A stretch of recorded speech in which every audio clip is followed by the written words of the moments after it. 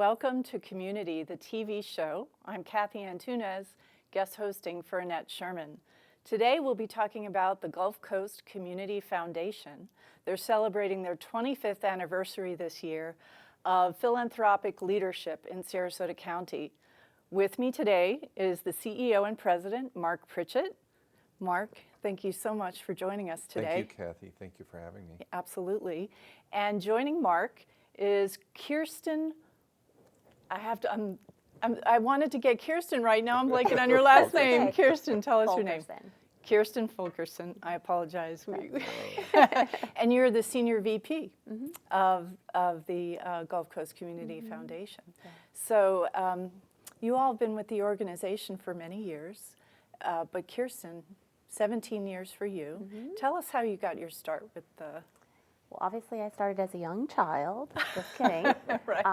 I actually started working at Gulf Coast right out of college. I planned to go to law school and thought that I would work in a professional charitable world for 1 year before I headed off to law school, and ended up having so much fun and having so many opportunities to learn and grow and be challenged in different roles, working on all of the teams at Gulf Coast.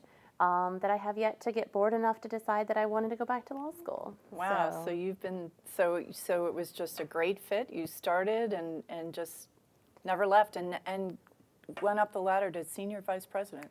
Yes, and I worked on a lot of the different teams there. We have our community investment team, and that's the team that helps work directly with nonprofits on getting grants, creating and leading community initiatives where Gulf Coast plays a leadership role, as well as doing some marketing and communications work. And most recently, and my favorite job is what I'm doing now, which is working with our donors at Gulf Coast and helping them with their philanthropy. So that's terrific. Yeah. And Mark, you were with the Florida Chamber of Commerce and Enterprise Florida before you came to the Gulf Coast Community Foundation. So tell us about that progression. How did that happen? Kathy, it's a very unusual journey. I never thought of myself as ever working for a foundation. As a matter of fact, when I was being recruited to come to Gulf Coast, I told the president at that time, Terry Hansen, that I don't like foundations. They're too bureaucratic. They really don't get anything done. And she says, well, we're different. And so that intrigued me. And she was right. We are different. We are a leadership organization that really has a lot of great initiatives that are going on in this region. And so my background was perfect for that. Well, let's take a look. You all have brought some video explaining what the purpose of the foundation is and how you all do your work. So why don't we break and take a look at that? Absolutely. Yeah.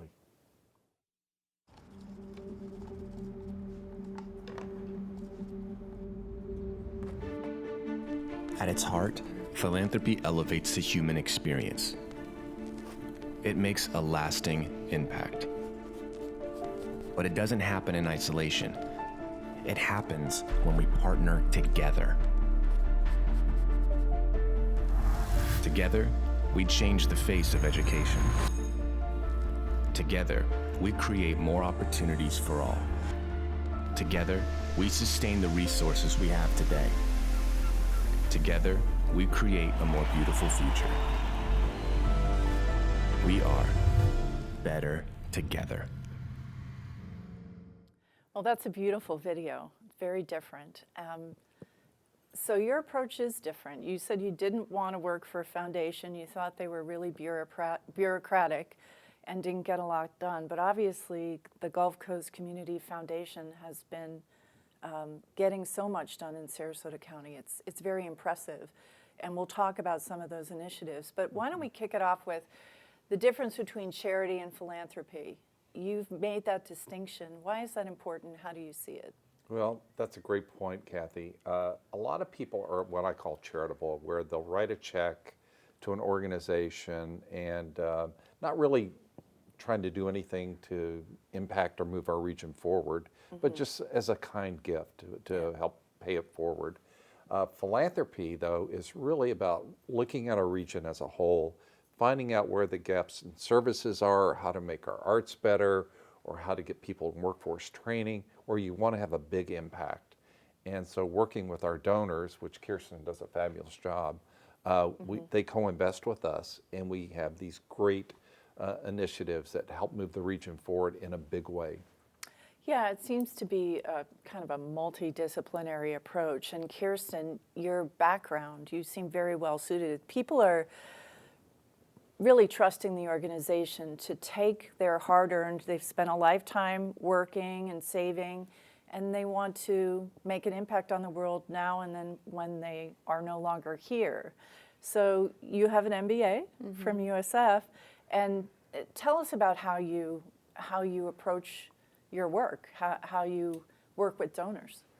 Oh, that's a great question. We have hundreds of amazing donor families that we work with at Gulf Coast and new ones all the time. And there's no one right answer because every donor is different and every donor is unique and has their own issues that they want to tackle in the community. They're coming from a different place, so our job is really to meet them where they're at, get to know them, and kind of learn about where they want to have the most impact and then help them to do that. So, if I meet with someone, a lovely 90-year-old lady who loves cats and she wants to leave her entire estate to help cats, I may hate cats and be deathly allergic to cats, but my job is to help her really structure her philanthropy in a way that's going to do the most good for the thing that she cares about, and not convince her to give her money to a theater or a kids camp. So, one of the best things about Gulf Coast is we really believe that you have to invest in all areas of the community in order to have a strong region. That's arts and culture, that's health and human services, that's education, that's the environment, civic affairs, and we have donors that care about all those areas.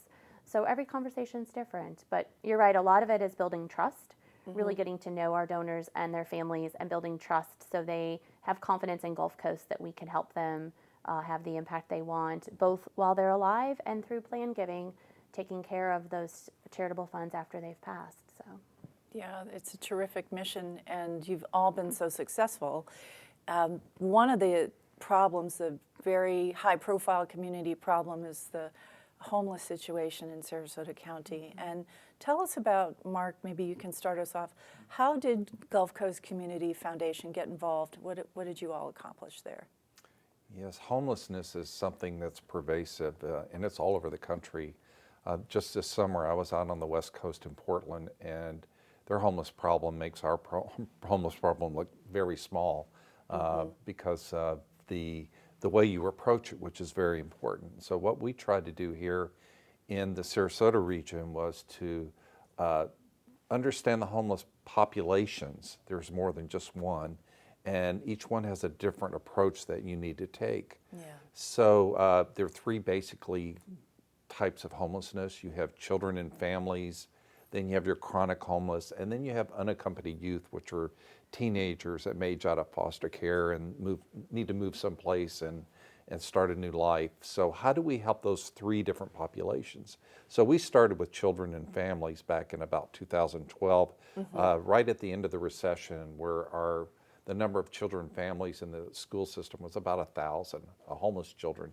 What we did was we brought about 30 different nonprofits together. We talked about how can we knit a safety net, a stronger safety net for these children and families, meet them where they are, get them into a system, make sure they have their individual needs met, and then get them launched into a new home and a life. And we've been able to do that here. Yeah, that's so critical, especially for the children in those situations, that my understanding is that they continue in the same school, or that you do your best that they continue in the same school. Is that right? Absolutely. You want Yeah. them to, there's actually a federal law that encourages school districts to make sure that happens. It's called the McKinney-Vento Act.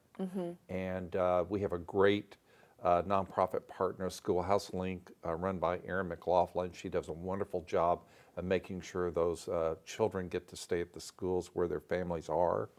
And it's very important for that continuity for the child to stay in that school. Yeah, I've actually read that children can lose a year of learning if they're disrupted. If they change schools midstream, and moving is stressful anyway. So I'm very impressed at the efficacy of the public-private partnerships that you all are able to create. But how do you all determine, because there's the government role and then there's the philanthropy role, and sometimes I could see how it might muddy the waters, and you all appear to be really careful about how you manage that. What? Yeah, I'll start with the first part and then throw it to Kirsten. But I think Sure. initially, what we try to do is we try to take our dollars, our philanthropic dollars, which are private dollars, and we try to create a system around that. The government may not have that flexibility to do. So convening people, buying them lunch, talking to the nonprofits about how can we do things better, meeting quietly and privately sometimes, which is more difficult for government. So then we can build a Yeah. trust and a relationship.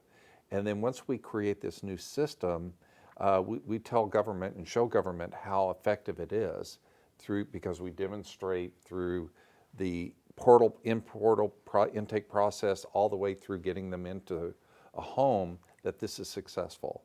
And then we invite philanthropists and government to join us. So Kirsten, you work with a lot of donors that co-invested. Yeah, sometimes one of the first steps we have to do, and this is something that we realized we needed to do very early on when we started working in homelessness, is change people's perspective on the problem or whether there even is a problem. When we first started focusing on homelessness with an emphasis on families and children, people said, there's no homeless families or children. I don't see them on the street corner. Yeah. We don't even believe there's a problem. And so when we learned there was over 1,000 students in Sarasota County schools who had already been recognized as homeless, we knew part of our work was educating and raising awareness about some of these issues that are a little bit under the radar from what we see here in our beautiful community.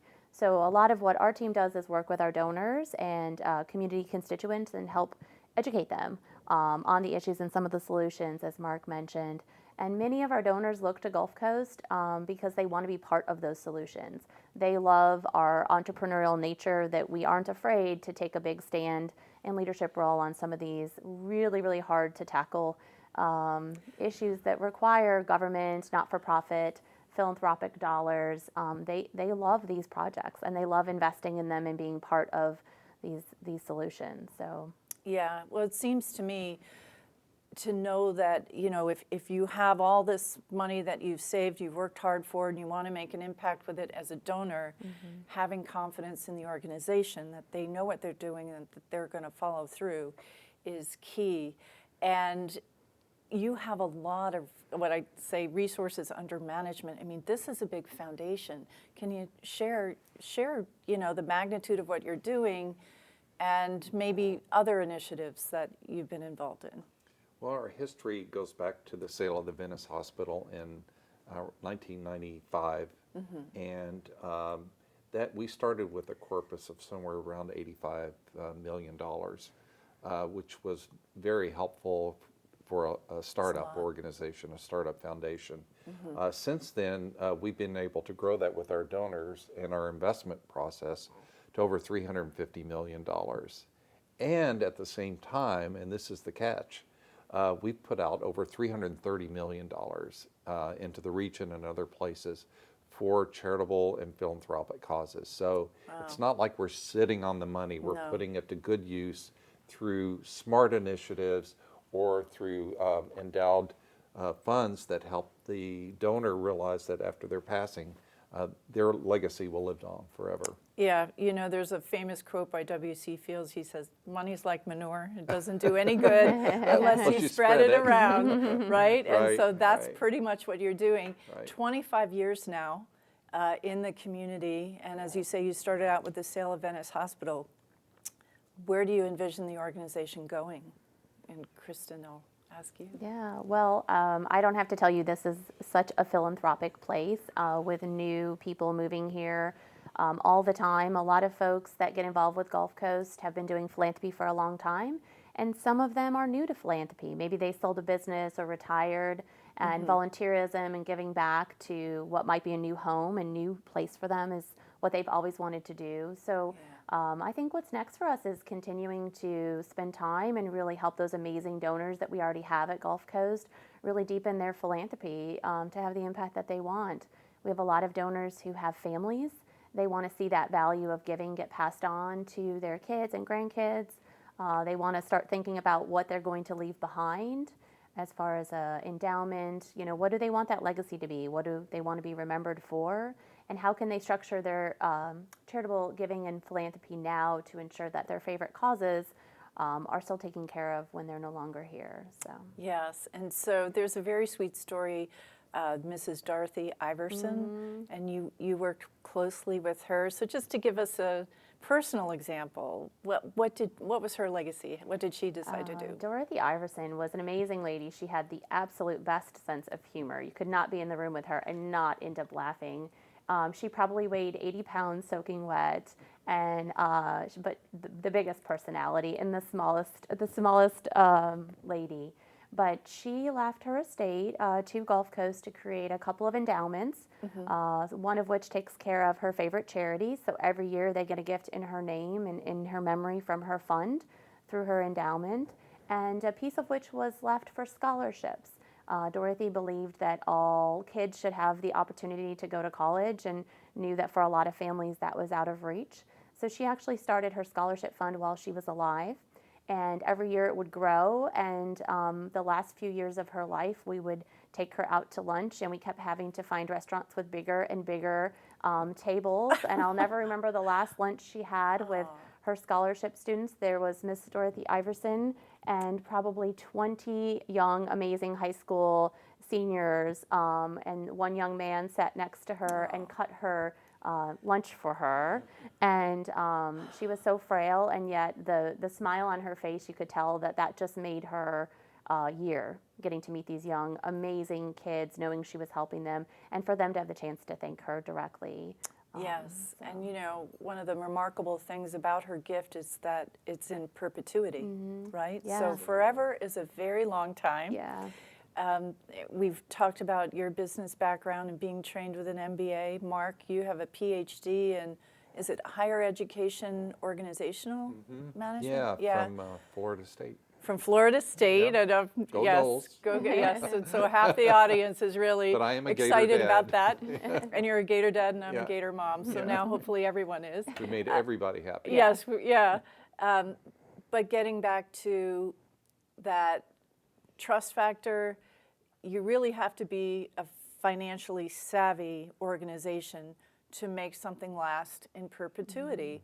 So tell us about the staff. You know, what kind of bench do you have when it comes to your financial savvy? Yeah, we have an incredible team at Gulf Coast Community Foundation, and it first starts with the board, making sure that we recruit very competent board members that have a strong financial background. So we have people that have been in Fortune 100 companies that have joined our staff, people with accounting, people with investment backgrounds that look at it not only from the investment side, but the auditing side to make sure everything's done properly every year.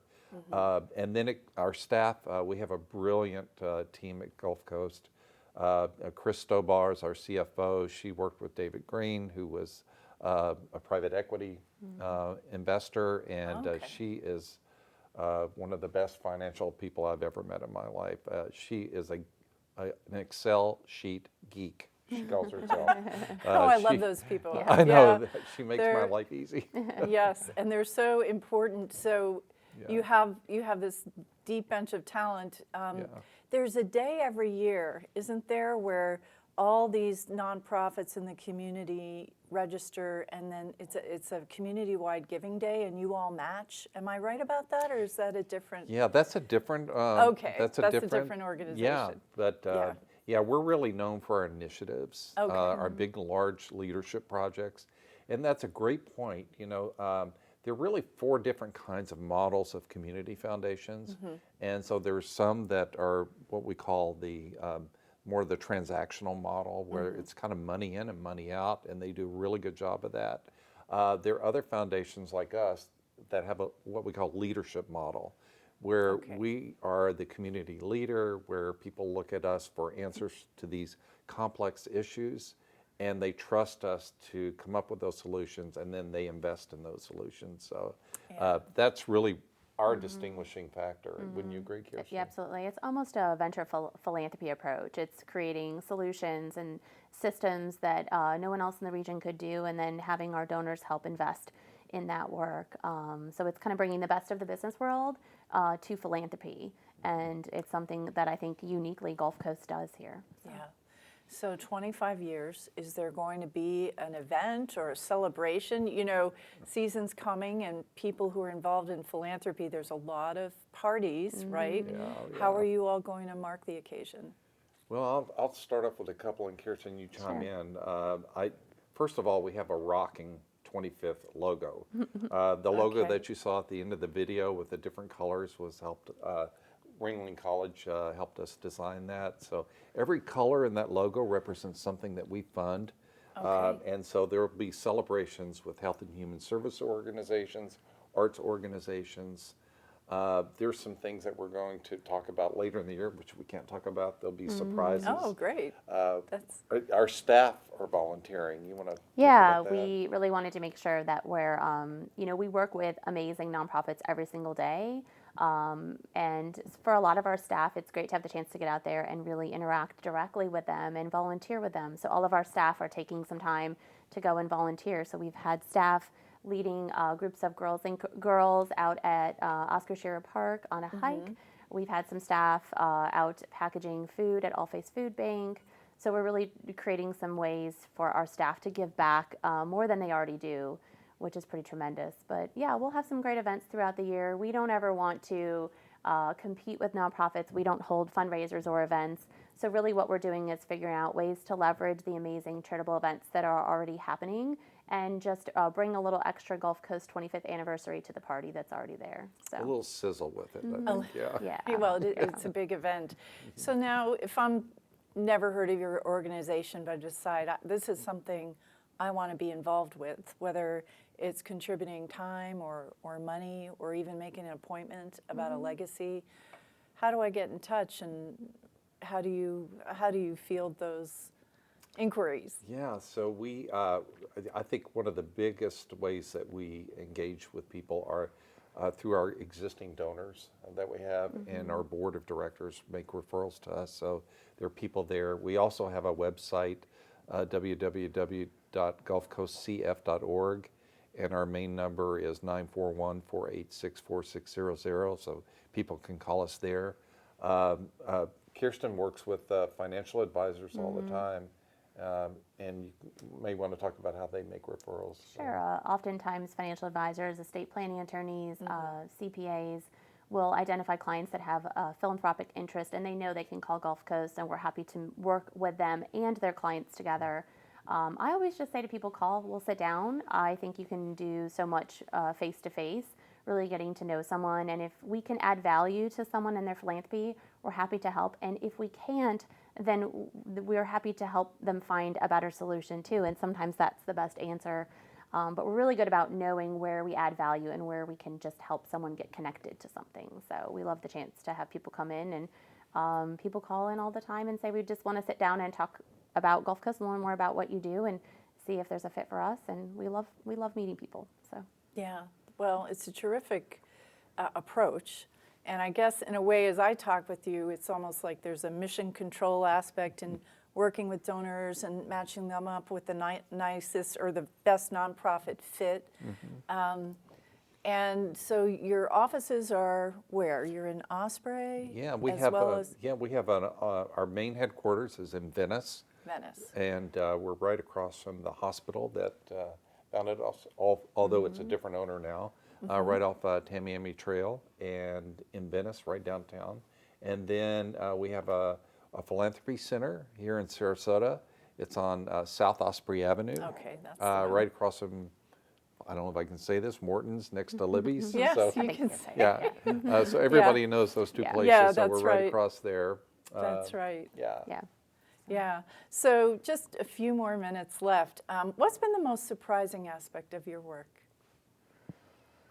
Oh goodness, the most surprising aspect to me, I think is how much you really, for me, how close you can really become to some of the donors that you work with over the years, and it can be really hard. Sometimes you work with people on setting up their philanthropy, like the Dorothy Iversons of the world. There's a lot of those Right. people. You spend time with them, you get to know them. And in some cases, with some of our older donors being there when they passed away, that's really hard. I think that, surprised me that you just become personally very close to them. And that's the worst part of our job is sometimes our donors that we've spent years working with pass away. The silver lining is then we get to do what they've asked us to and get to be really great stewards of setting up their funds and calling their charities and telling them the happy news about the distributions that they're going to get. So you get a lot of personal fulfillment being able to do that on behalf of those folks that have put so much trust in you. But it's hard sometimes when you really get to know people. Yeah, you're honoring their legacy, but of course, the loss is there. Yeah. So Yeah. that has to be a tough part.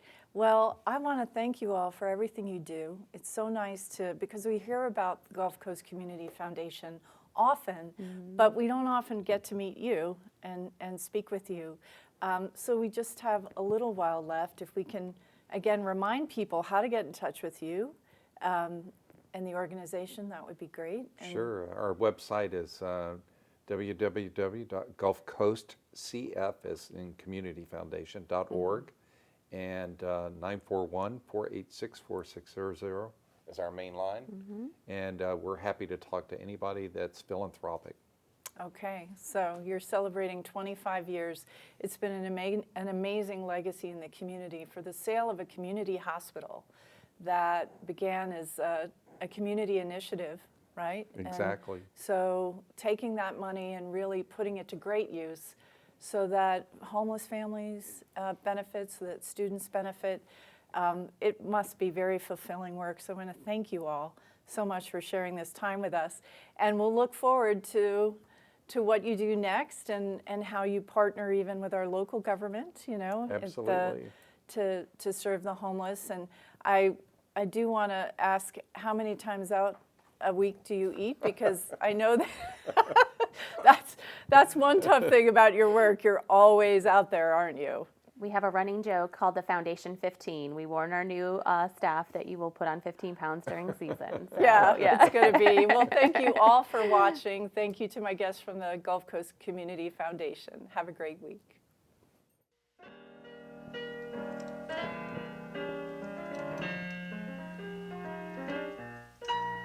The time really flew. We bid you adieu from community. If you want to know why we love it here, so check out Community.